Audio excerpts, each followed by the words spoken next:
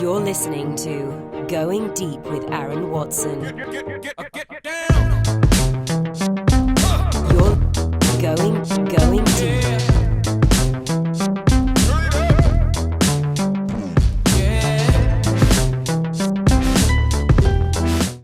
Dave, thank you so much for coming out here and coming on the podcast. Aaron, pleased to be here. I'm really excited to be speaking with you. Before we get into all the different kind of technical aspects of your wide-ranging career, let's just start off with some of the accomplishments for people, some of the big like tentpole items, just to give us a basis of where you've been. You've raised more than $70 million in VC, hired hundreds of employees, and had 2 tech startups be acquired. To start things off, can you just explain what each of those 2 companies that you built did and the service they provided? Sure. So, of course, we're here in Pittsburgh today. I am a Californian by birth and by education. Went to school at Stanford, engineering degree. Never aspired to visit Pittsburgh, but came here to work for a startup in 1994 that was called Fore Systems, F-O-R-E Systems. Wildly successful in its own right. And that experience convinced me I never wanted to work for a big company again, or really anybody else's company. And so with another Fore Systems alum in 1998, actually July 4th, Independence Day, apropos, Andy Fraley and I struck out on our own and decided we were going to create a software company. Had sort of a deal with the wives that if we couldn't get funding for it in about 6 months, we would consider returning to the real world, the workforce. And happily, we got funding on October 7th of that year. I remember the date because it was my birthday. Really great birthday present. That first round of funding was more than $4 million, and we started to build our company. That company was in the called CoManage, and in the telecom software space. And the easiest way to describe it would be this. If you're running Verizon or AT&T Wireless, these are the kind of companies that ultimately became our customers, Sprint, you have tens of billions, hundreds of billions of dollars of capital investment in your infrastructure. And if you have minor inefficiencies, even a 1% inefficiency is worth a huge amount of money. And our software helped find those inefficiencies. Gotcha. And so, in fact, our first sale was, just a DVD with our software, $5.5 million to Sprint. Second sale was AT&T Wireless for, I think that was a $1.8 million deal. And anyway, long story short, by 2005, when you go down the venture capital path, if you don't hit it out of the park and IPO, and you don't fail, which, by the way, 7 out of 10 venture-funded companies do, then ultimately you have to find an exit for your investors. And so there's sort of 2 out of 10 companies that has found its path through, but it's not that next, yesterday Slack IPO'd, right? It's not the next Slack. And then you bring in an investment banker and you find somebody to acquire you. And by 2005, that's exactly what we did.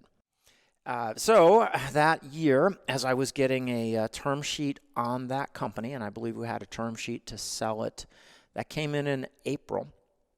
We closed that transaction in August, but that very same April, I realized I was going to be, as the Brits say, redundant. The acquirer did not need a CEO, and that was perfectly fine with me. I mean, after 7 years running CoManage, it was sort of exciting to contemplate doing the next thing, and I started a podcasting company in 2005. I mean, very early. 14 years ago, yeah, and probably introduced millions, if maybe not a few tens of millions of people to what a podcast is. And it's a little different than what we're doing here today. So we're in a studio, and the 2 of us are recording one-on-one, and it's, will all sound better by the time this hits hopefully the feed, right? But with TalkShoe, which is what that company was named, TalkShoe, still out there. Anybody can go use the service. With TalkShoe, we set it up so you could do what we called a live podcast. And in fact, it followed, we were just inventing stuff, right? Or trying to create the next thing. It followed the format of a radio talk show. So if today we were using TalkShoe instead of the studio, you would be the host in control. And you could actually have somebody else in the studio with you, but you could have up to 300 callers coming in on individual phone lines. Wow. And like a radio talk show host, you would have control over who could be on the voice bridge or broadcast. So you have mute control over each of those ports. And you also have the ability, so as to know what people want to talk about, to text chat with them. So it's sort of a hybrid of all these things. And, typical live podcast then is streaming and recording as it goes. And sometimes the host would do some post-production editing, and sometimes it would simply publish straight into, say, iTunes as it went out live. And so I started that in 2005, built it up to about 2009. And at that point in time, it became pretty clear that the revenue model that we were expecting, I thought these micro audiences that you would have with podcasts would be potentially very valuable to advertisers. And you would do audio ad insertion as things were downloaded, not recorded in, but dynamically. And we were just way too early. And so it was pretty clear that this was not going to be a giant home run. And at that point, I started looking at other things, and we'll talk about what I ultimately fell into because it was totally sideways. But long story short, TalkShoe moved forward over the course of the next 7 more years, and then in 2016 we found an acquirer for it.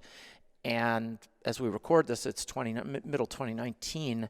That acquirer, a Canadian conferencing company called Iotum, has done a beautiful job with a refresh on the technology. And so both of these companies that I started in 98 and 2005 are still moving forward today. There's so many things that I want to unpack about that story, and I'm lucky that I have we've got some time, a decent amount of time on your calendar here.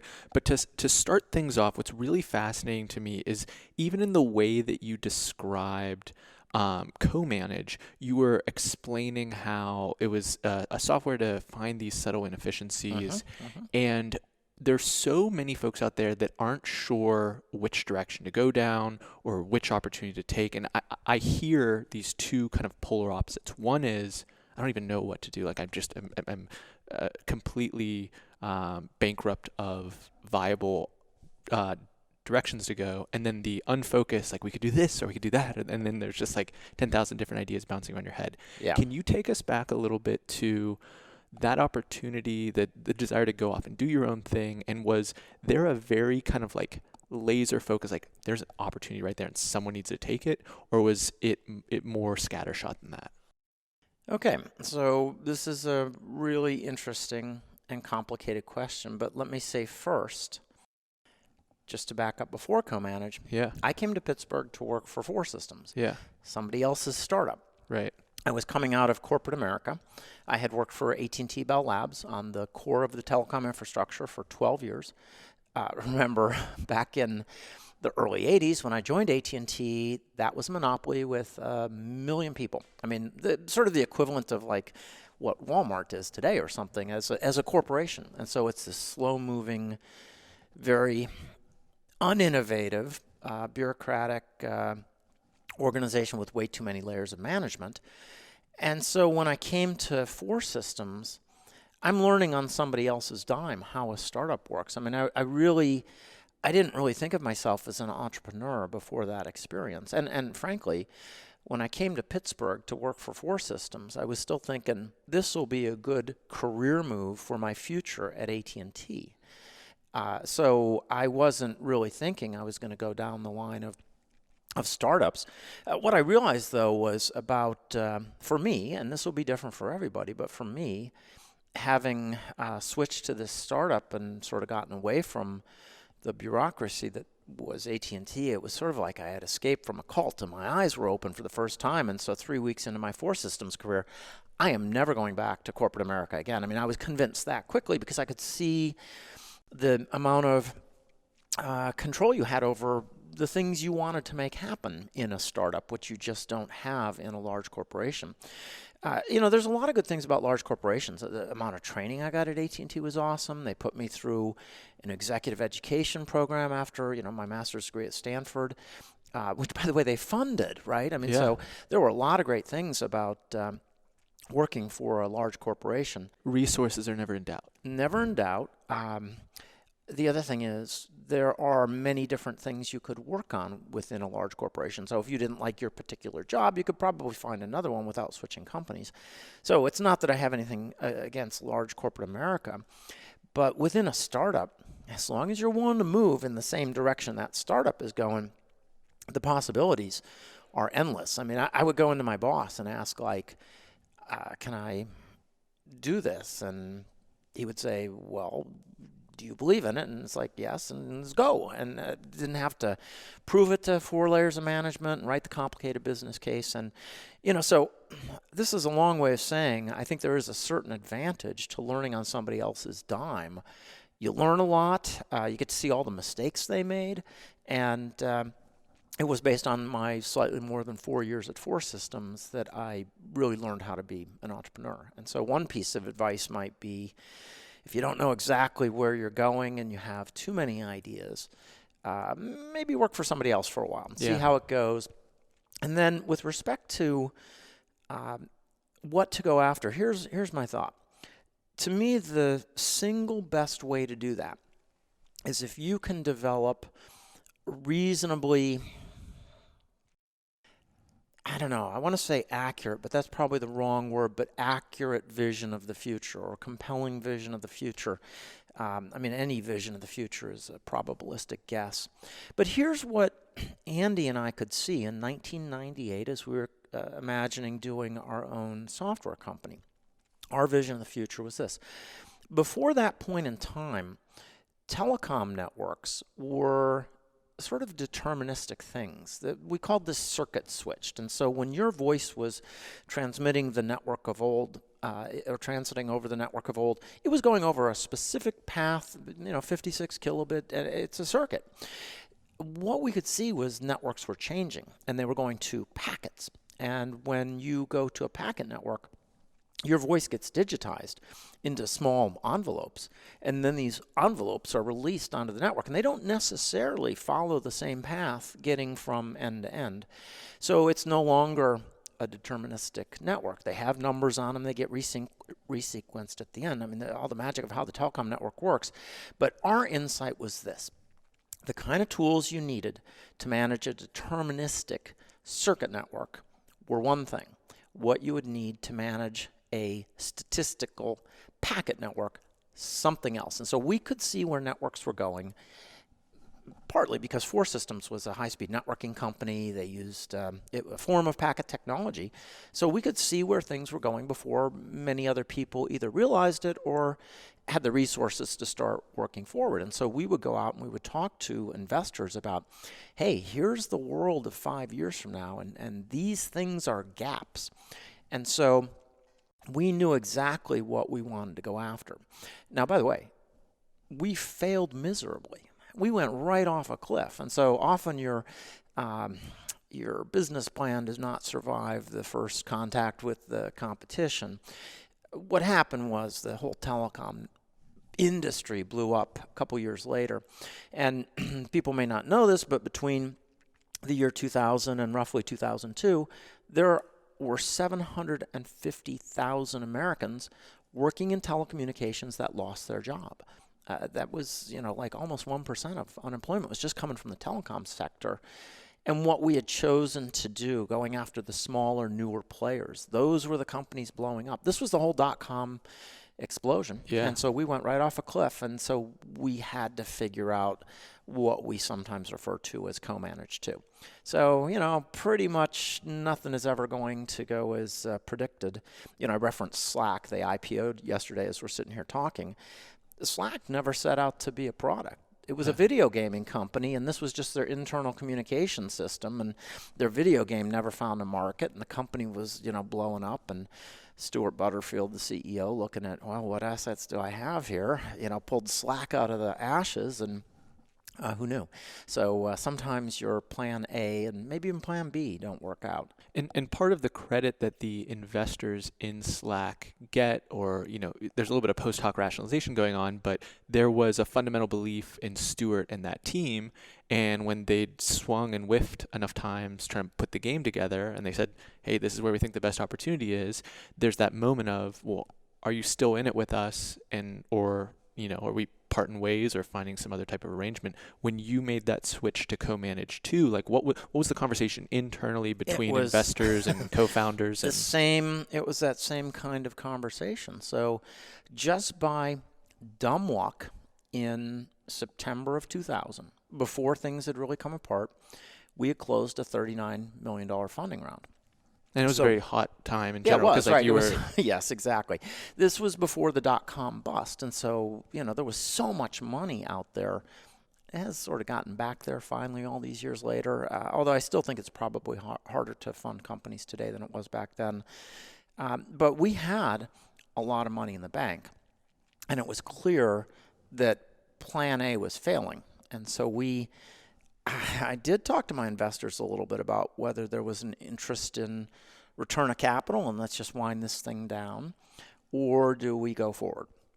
And of course, we put together a plan. We could still see what the future would be, even if it wasn't exactly with the customer base that we were pursuing. The problem was you'd never want to get a call like this. We had a customer down in Florida, and they were testing our software, and we just to expedite things, we'd lent them a couple of servers because otherwise they got to go through the requisition process. It takes time, so we sent them our servers and run the software tested on our servers. And I got a call, I think it was a Saturday. The guy said, hey, Dave, they've chained the doors shut. They're doing a Chapter 7 on our company, but I've got your servers in my garage. I mean, that was what was happening to our customer base. It was terrible. And so we formulated our Plan B, CoManage 2, as it were.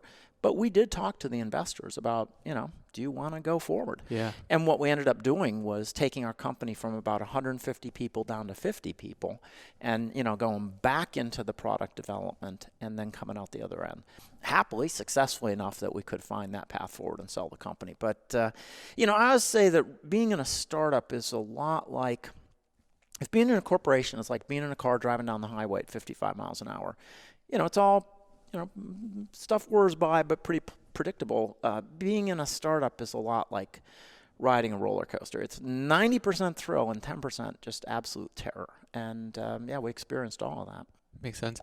Now, pace is a really interesting thing as it relates to trying to predict the future. And when we look at TalkShoe, like we're on a podcast now, there are literally hundreds of thousands of podcasts now. And billions of episodes. Yes, it's in 2019, it is a thing. And, maybe that was because Serial came along and finally made it mainstream. I'm not sure exactly what the event was, but it's like everybody's doing, name people are doing podcasts. Yeah, I think the big driver of that is the just ubiquity of the smart devices and how easy it is to not only download and have it on your phone and listen to it easily with your AirPods, your EarPods or whatever, but also the storage to hold it as well, because we're talking about these large files. And, first thing off the bat, people wanted the music that they already had the relationship to. They didn't have the ability to, very easily have that relationship to drive time radio or Howard Stern, whoever it may be in a podcast form. But you were very early to the party. Well, I want to point out, in case people haven't thought of this, in 2005, when we started TalkShoe and this live podcasting, that was 2 years before the iPhone. Mm-hmm. And that's why it's called podcasting, right? There were only iPods then. And so the name stuck even as the technology evolved forward. Yeah. So it was so early. Like, I can remember when I told my parents 3 years ago that I was going to start a podcast, the look on their face of what the hell are you talking about? Right. I can't even imagine trying to articulate that to people at that point in time. What was that like? So here was where the insight came from, and maybe just again this kind of thinking will help people or not. There's no formula here. I was 2 years before I started TalkShoe in 2000. I started 2005. I was in 2003 business trip, sitting in the hotel, restaurant, or bar, what have you, reading the Wall Street Journal and reading about it was another quarterly earnings report from eBay. And it was just another quarter off the charts.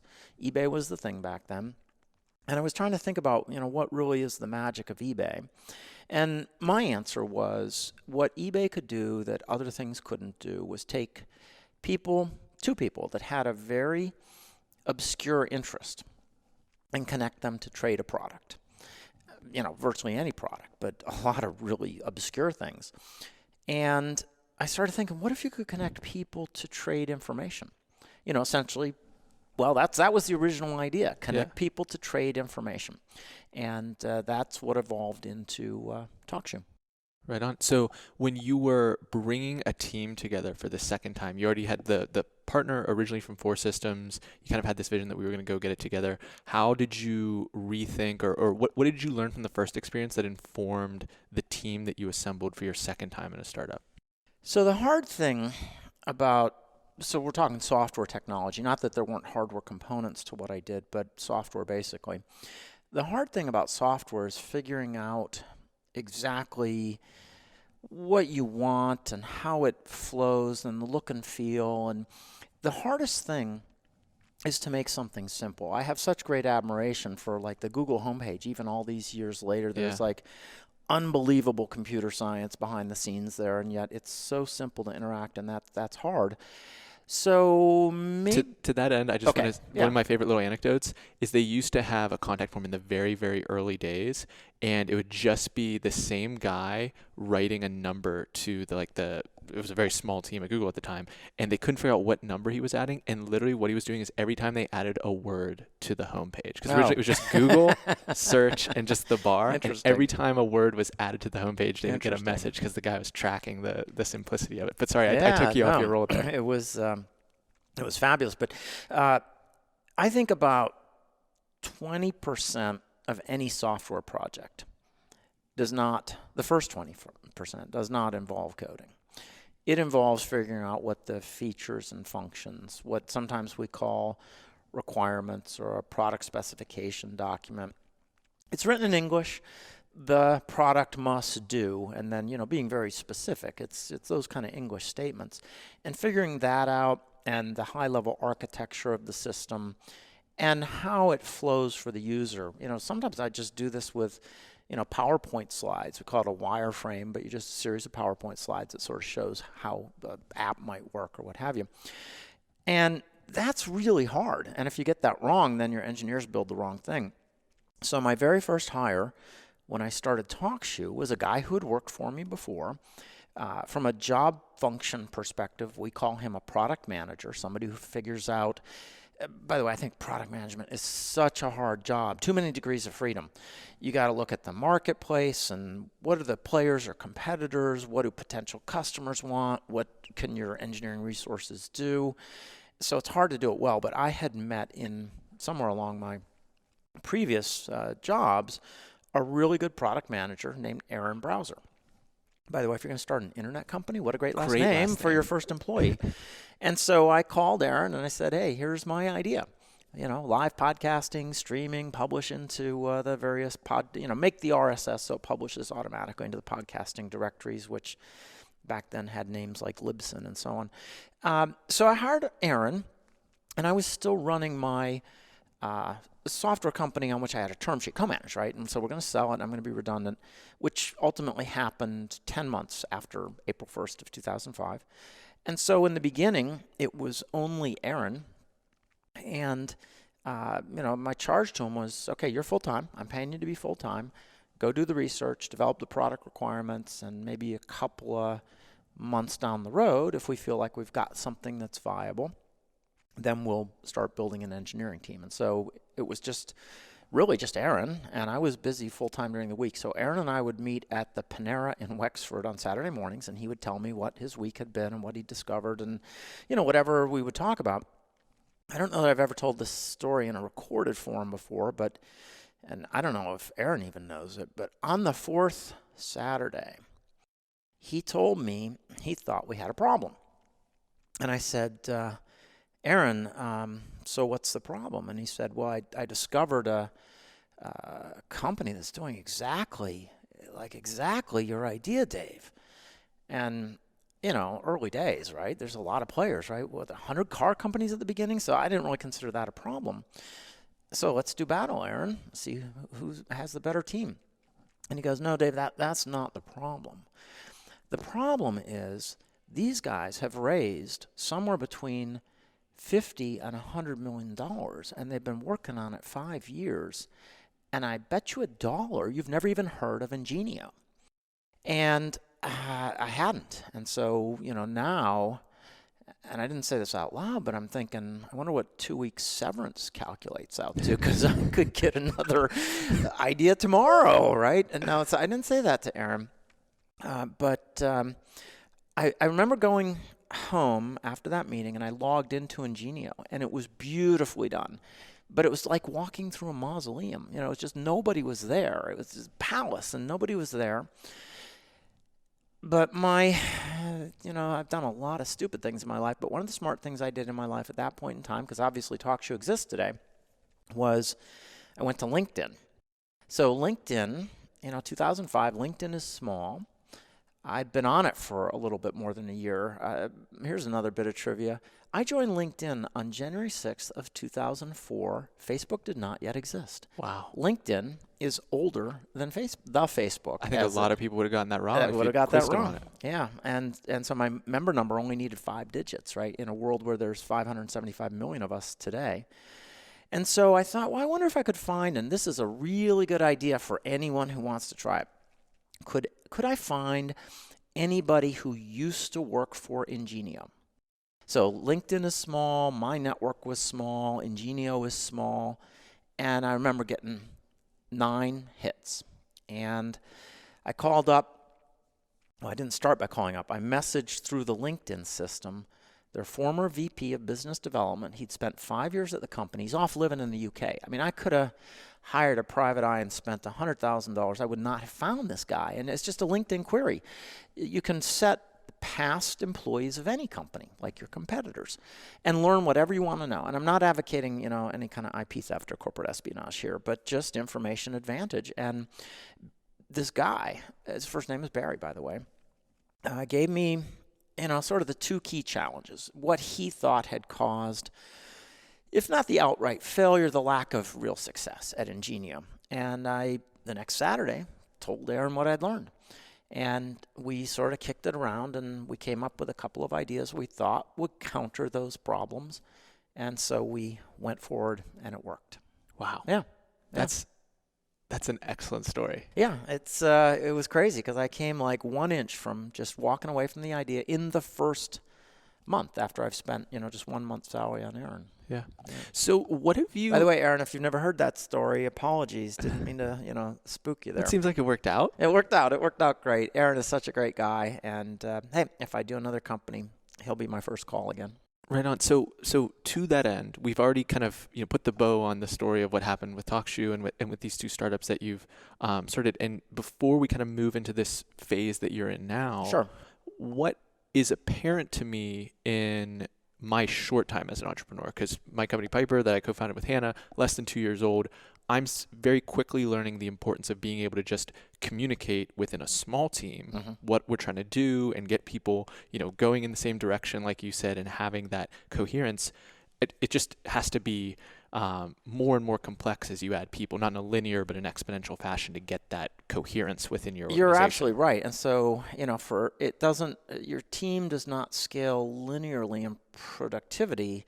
It's dropping off with each new hire because there's more communication, more complexity. And so, 2 people can accomplish amazing things.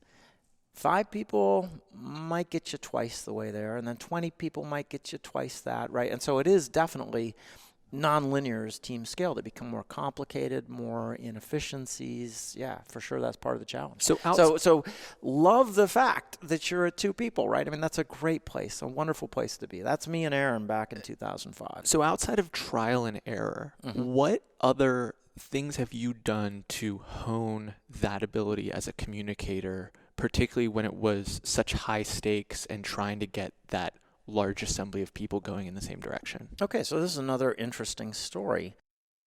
there's a lot of people that are sort of in that same boat, right? A lot of people who are running a company maybe for the first time that don't have, any kind of past record of experience to sort of fall back on. I often tell people, when you hire somebody, find somebody who's done it successfully before, because past, unlike mutual funds, past performance is a pretty good predictor, and yet that's not where I was from time to time. I ended up forming a networking group with some other entrepreneurs here in Pittsburgh. We actually called it Next Step, and STEP was an acronym, something like Technical Entrepreneurs of Pittsburgh was the TEP. I don't remember the whole acronym anymore, but acronym's not the point. We would meet monthly, like 12 of us. And, we're bringing different expertise to the table. And so we would have one person who would do sort of a presentation, maybe some PowerPoints, maybe just a chalk talk about something they knew to educate the others. And we could ask each other questions and answers. And so at least you had sort of like a mastermind group or a think tank or board of directors to bounce things off of. And that was immensely helpful as I was getting going with CoManage. And so that was like almost from the time I started CoManage in 98, I was with that Next Step group. And I don't think it was my idea. Maybe somebody came to me and said, hey, you want to be part of this, entrepreneurial networking group? And yeah, we would meet after work, not during work hours, about once a month. And I remember one of the things, I'd learned a lot about stock options, incentive stock options and non-qualified stock options. And so I remember one of the talks I did to the group was all about, stock options and how you use them to attract high quality people. And the neat thing about stock options is you have no cash in the early days, but you have lots of stock or lots of options. And so I was always into everybody at the company gets equity. But the other 10 or 11 or 12 entrepreneurs, they knew other stuff. And so we were all sharing information, learning from each other. Now this is in a pre YouTube world, pre LinkedIn world. I mean, now with the internet, you can probably go get, if you're willing to be a student, and probably get a lot of these answers. I'm a fan of audiobooks. I listen to a lot of audiobooks to learn about leadership and management techniques. But learning from other people is way better than learning, just on your own speed one. It's a tighter feedback loop when you have someone to like, oh, you're getting that wrong. Let me cut you off right there and exactly. correct that. And so you got to find people who are willing to tell you you're getting it wrong, and sometimes that's not in your own company. Yeah. A lot of times, oh, it's the CEO, don't tell him he's wrong because then he might be mad and fire me. I mean, that's not the kind of person I was, but I did find a lot of times people wouldn't speak up when they saw stuff. So that's a reality. And so having a networking group that was peers outside of the company was very helpful in terms of what I call today truth over harmony. I'm really a big believer in truth over harmony. We're not here to be one happy family. Let's speak up when we see something, say something. Yeah, and it's also just, in the large library of tropes and pieces of advice, you want to take a long-term view to things as opposed to a short-term view. And really, the truth over harmony debate is truth is the long-term healthy play. The harmony in the short-term, the willingness to, not step on anyone's toes is really more of a short-term optimization. Yeah, exactly. And I think that that doesn't serve companies well in the long term. So if I'm missing something, tell me. If you're not telling me, you're hurting all of us. Amen. So let's catch up a little bit more to the present day. I only learned of what Vistage is in the last year or so. So for the audience who, I'm sure some of them aren't aware of Vistage despite its substantial size. Yeah, so that Next Step thing that my peers and I made, it survived, 2 or 3 years. And by then, some of the companies had gone down or been sold or moved or whatever. And so it sort of came apart, and I lost my peer advisory group. And just randomly at that point in time, a gentleman named Dick Singer came along and told me about this thing called Vistage. And it was sort of a professional version of that same kind of CEO level or key executive level networking group. It dates back to the 50s. It started in Milwaukee and then sort of slowly grew Yeah, today it's in 20 countries, 23,000 CEOs, and the basic model of Vistage is you come together all day, once a month, to work on your business instead of in your business. And for the CEO groups that meet, and so there's, somewhere between 1,500 and 2,000 of these around the world, they bring in outside expert speakers most months, 8 months out of 12. And it's a really great idea. I mean, at first, I got to say, my first reaction was, you expect me in this crazy startup I'm running to take one full day per month and go off and do something different. In the end, what you find through such a process is you get many times return, because you get, when you're stepping outside of the business and you're employing the mastermind of other experienced business people, you end up making better decisions is sort of the bottom line. And what I found is, even though one of the rules in Vistage is there can't be any competitors, sort of like companies that would clash, so you have to have all sorts of different industries. And in my Vistage group, so I'm running a technology company, one of the guys was running a orthotics and prosthetics practice. That turned out handy because I needed inserts. I was marathoning I had that plantar fasciitis. And so Paul sent me up with some great orthotics. But another guy was doing, it was a steel company. And, it's all these different kind of companies. And I'm thinking, what do they have to learn from me, and what do I have to learn from them?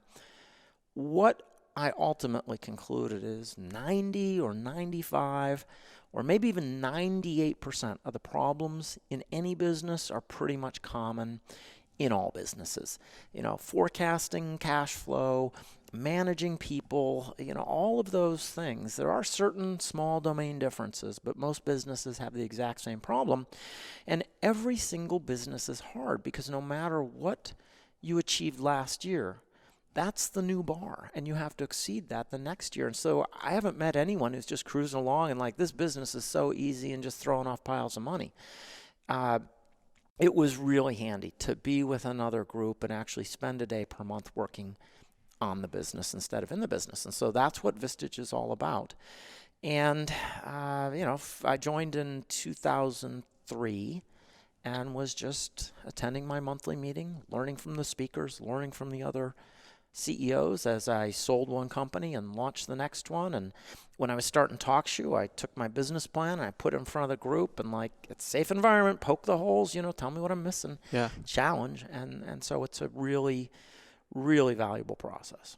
And I think that it speaks to a degree of humility that you might have. It's and I'm maybe kind of speaking like stereotypical terms, but hey, I had the company, I had all the funding, we had the exit, I'm hot shit, for lack of a better phrase. Yeah. And I just know what's up. But the humility to follow that up in short time with the business plan, say here, rip it apart, speaks to the commitment that you had to just getting to the best thing, as opposed to letting your own ego get in the way of what you're trying to do. Yeah, and there are certain people that, they want to be the man or the woman, and it's sort of a top-down command and control, and they don't belong in a process like Vistage or like what we were doing before that with Next Step. But I personally think the really, really good business leaders most of them bring a certain degree of humility. I mean, what when you're a CEO is that you just don't have all the answers, and you're going to have to make decisions with imperfect information, and some of those are going to be wrong, and you just really should keep that in mind and stay humble, in my humble opinion. Yeah.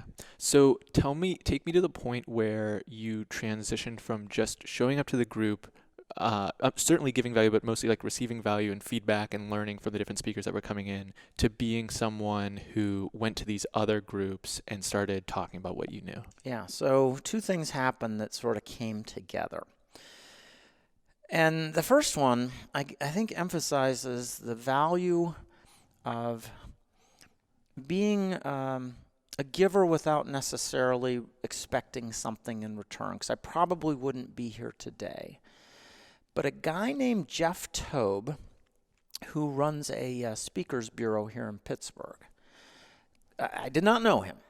got a random call one day, and he said, Dave, I'm making back then the technology was CDs, and so he was making a CD audio series about social media.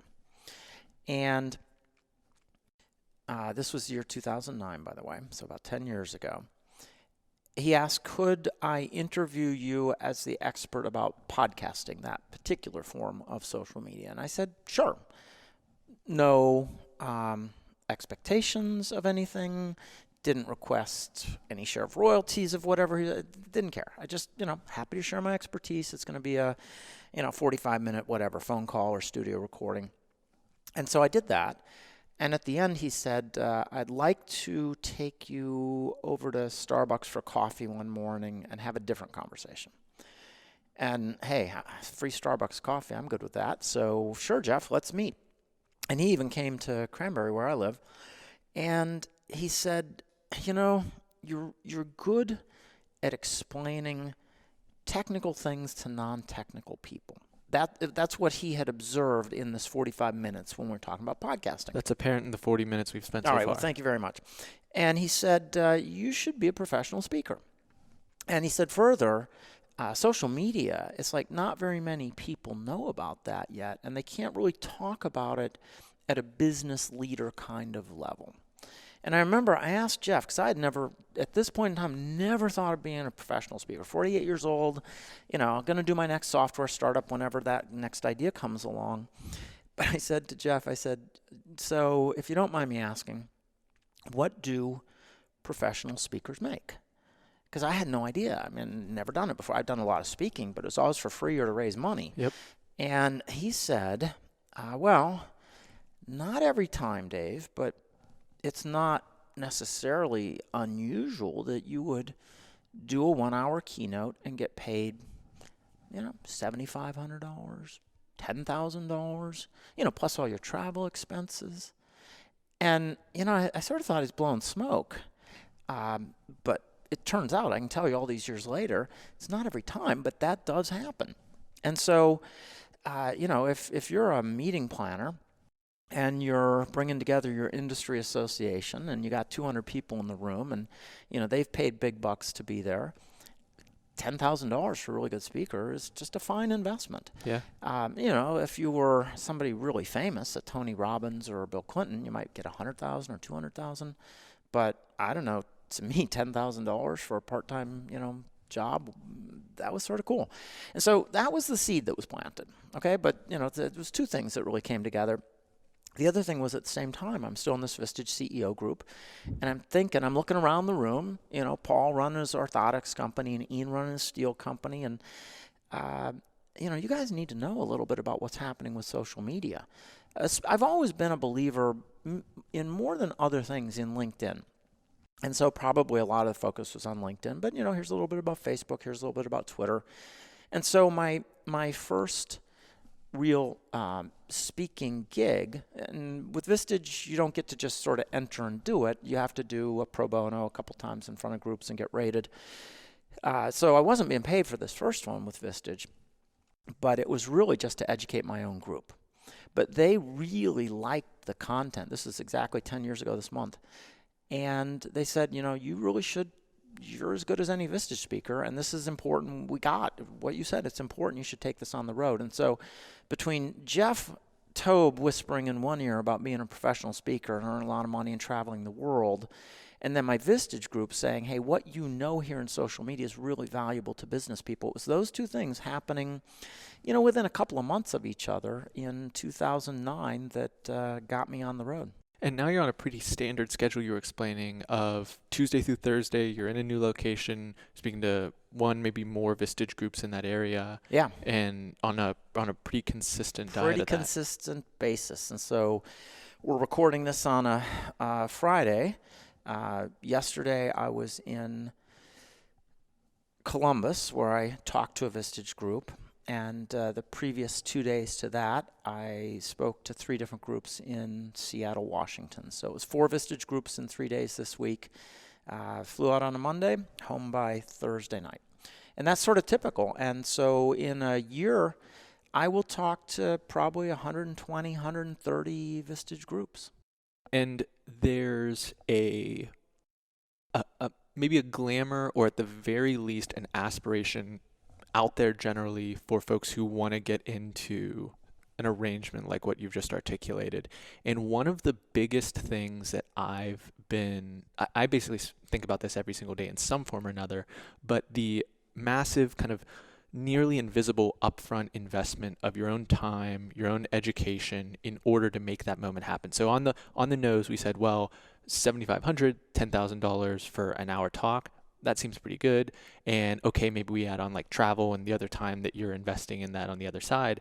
But really, the experience that you're speaking from is more than a decade running 2 different startups. Yeah, this is a really, really great point, right? It's not like I just decided, I'm going to go be a professional speaker, Right. threw together a PowerPoint and went out there. And by the way, I want to emphasize again, 7,500 or 10,000, that's, one end of the scale. Yeah. Sometimes the other end of the scale is 500 or 1,000 or 1,500. And so it's across that whole spectrum, just to be clear, because I'm sure somebody's out there doing the math, 140 times 10,000, and that's not where I am.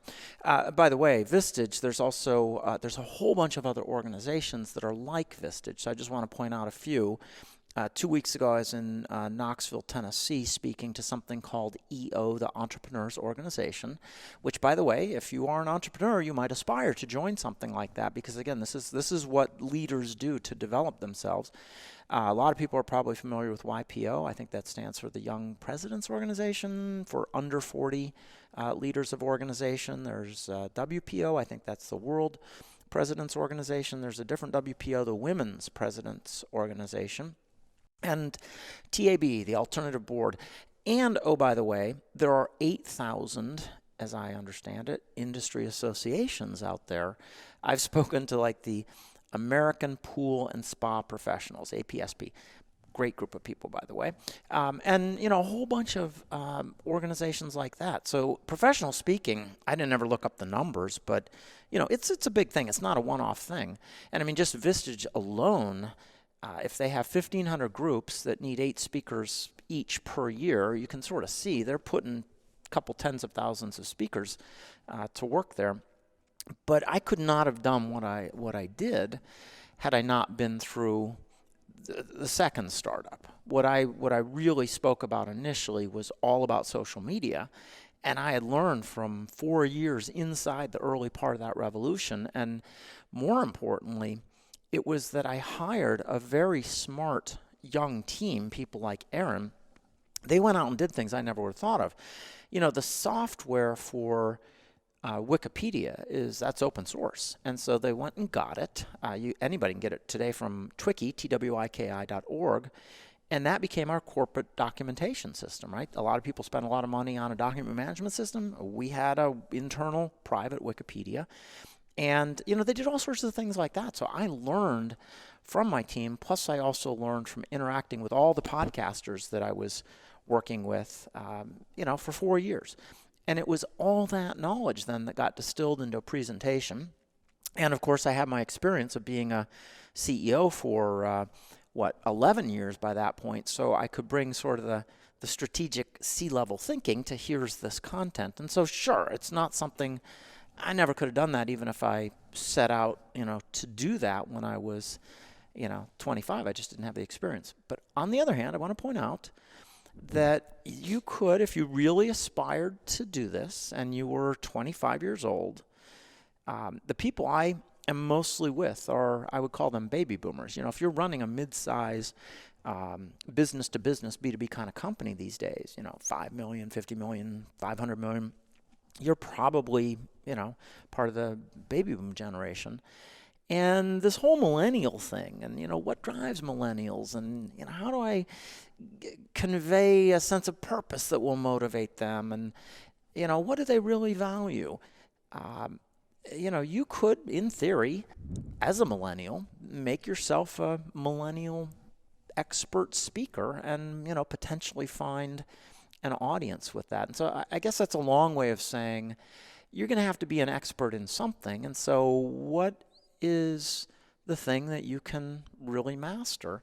And if that same thing is of interest to business leaders, and certainly motivating and hiring and retaining millennials, that is today, then maybe even as a very young person, you could become a successful professional speaker.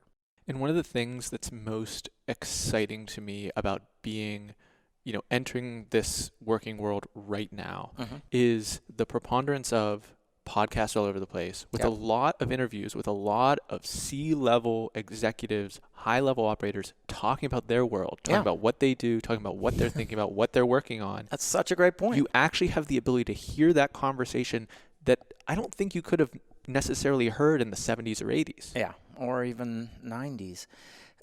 So, I mean, you remind me of somebody like Tim Ferriss, the guy who wrote 4 Hour Workweek. He has a great podcast, and he's interviewed so many successful luminaries, and and his podcasts are long, right? Those are usually more than an hour, and you could. That's a really good point. You can really start to understand what people like that think and value, and then create some kind of content towards that. Yeah. So last kind of question about what you're doing now, and then we'll aim towards wrapping up. There isn't and if I'm wrong here, you can correct me. Okay. There isn't a boiler room of cold callers booking you your next gig for these speaking engagements. There's a lot of momentum to, once you get established, and Vistage has the internal rating system that kind of, increases the amount of inbound opportunities that might be coming to you. But what other steps have you taken to increase the amount of opportunities that you have to do this type of speaking? Okay, so, a bunch of thoughts there. And since I spend so much of my time inside Vistage, Vistage itself has built into it a LinkedIn-like private network. And so, like LinkedIn for Vistage CEOs.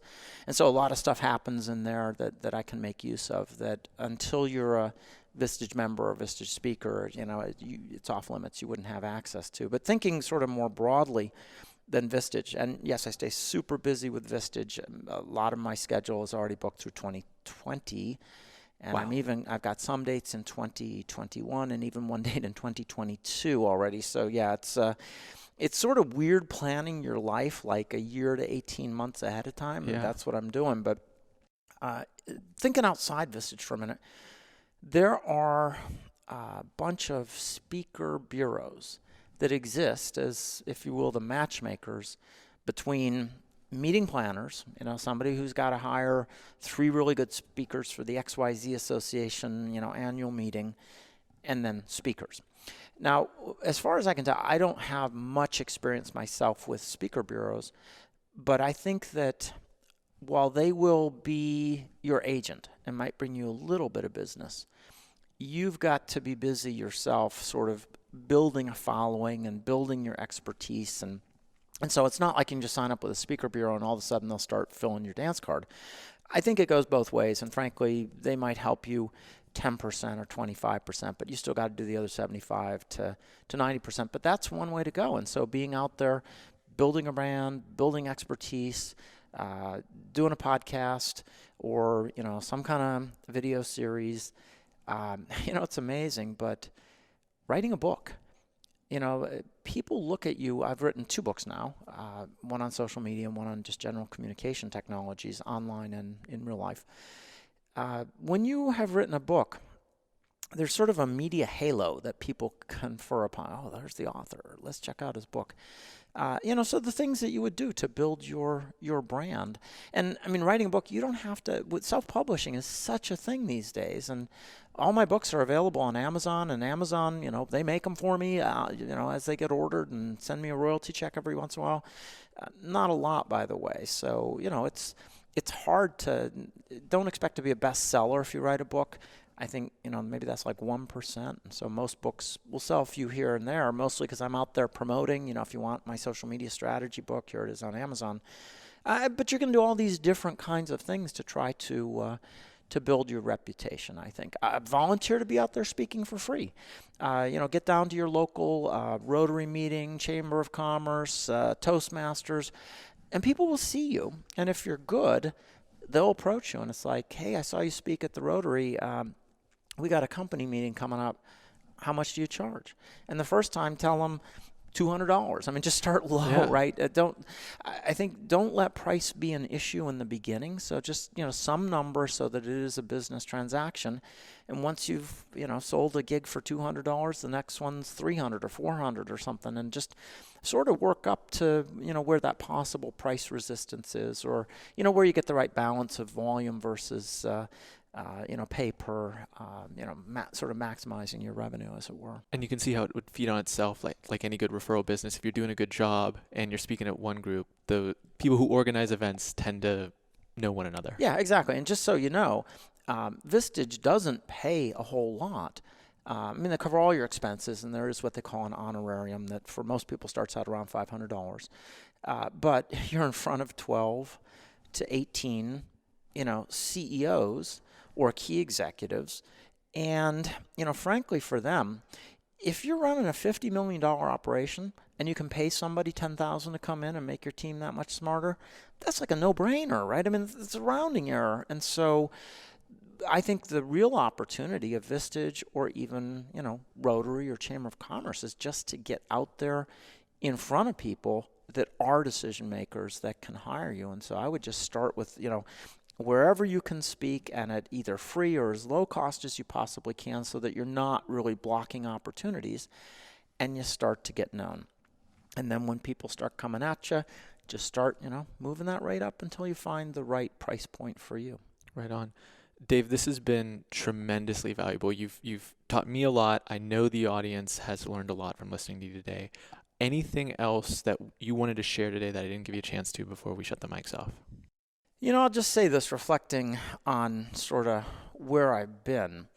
I think it's going to depend on exactly your personality. To what degree are you comfortable with risk and uncertainty and change and so on. But if you are that kind of person, it is really fun being in startups and making your own way. If you're looking for the security and you're really just looking to do 9 to 5 and you don't want to take too many risks, then work for a corporation. But the last time I worked for a big corporation was 1994, and then the last time I worked for anybody else was 1998. And it's such a fun journey to make your own path. And sometimes you go right off a cliff, but there's probably the next thing that you can do at some point. And my guess is that that corporate America will always be looking for, entrepreneur, the kind of people, if you ever wanted to go back, the door is probably open. And so why not go out and try it and see what happens? And, maybe try on somebody else's startup to begin with. But it's a really fun path to be making your own way in the world. And you're only going to get one chance through this place. And so, make the best of it. Amen to that. This has been excellent. I want to make sure that people can connect with you if they've obviously received value from this podcast interview. What digital coordinates can we provide people who want to learn more? All right, this is sort of crazy, but I give a lot of people my mobile number, so I'm just going to put it out there. Wow. And feel free to text me. By the way, my phone automatically goes into Do Not Disturb during sleep hours, and if I'm speaking, I'm going to flip that switch. And so, I believe in being connectable. And so here you go, mobile number 412-779-2788. Send me a text. If you want to find me on LinkedIn, now I believe on LinkedIn you don't just randomly connect. So I'm not going to accept a random connection from somebody I don't know on LinkedIn, but I will message with you. So feel free to message me. And you have to remember how my last name is spelled, which will also help. My name is Dave, D-A-V-E, Nelsen, N-E-L-S-E-N. It has 2 E's. It does not have any O's. But if you search for Dave Nelsen and maybe set the constraints to around Pittsburgh, you'll absolutely find me on LinkedIn, and I'd love to connect with you there. I do not use Facebook for professional social networking, so don't look for me there. You're not going to find me. And, my audience isn't really on Twitter. I do have a Twitter handle, @Dave Nelsen, N-E-L-S-E-N, so you can come find me there, but you're not going to see a whole lot of tweets from me.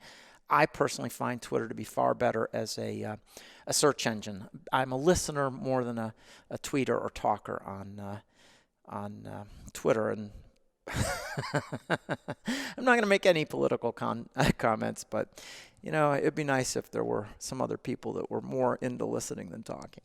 Amen. That is, I think we just got one of the keynotes of your social media talk right there from the way that wrapped up. All that'll be linked in the show notes, goingdeepwithaaron.com/podcast, or in the podcast app where you're probably listening to this right now. You can find all those links to connect with Dave.